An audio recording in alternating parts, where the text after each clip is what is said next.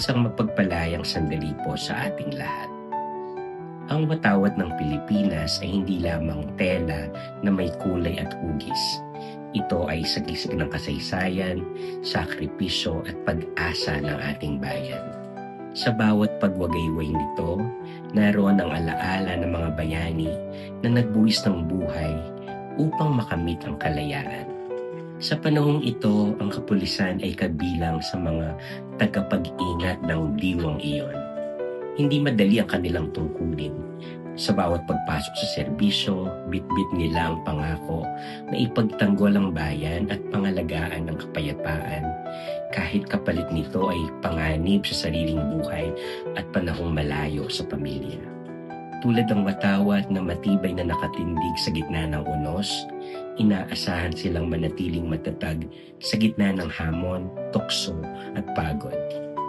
Ngunit paalala rin ang watawat sa kapulisan na ang tunay na lakas ay hindi lamang nasusukat sa kapangyarihan, kundi sa integridad at malasakit. Ang pula ay hindi lamang dugo ng pakikibaka, kundi paanyaya sa tapang na may puso.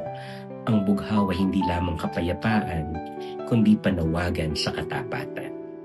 At ang araw na sumisikat ay paalala na sa bawat araw may pagkakataong magsisimulang muli, maglingkod ng may dangal, kababaang loob at pag-ibig sa bayan.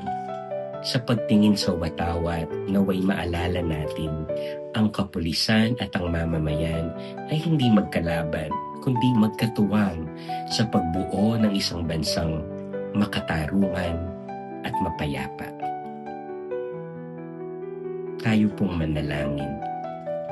Panginoon, ipinagkakatiwala namin sa inyo ang aming kapulisan. Patatagin mo sila sa gitna ng panganib. Liwanagan ang kanilang isip sa bawat pasya at punuin ang kanilang puso ng malasakit at katapatan. Naway maging karapat-dapat silang tagapangalaga ng watawat at ng bayang minamahal. At kami rin po.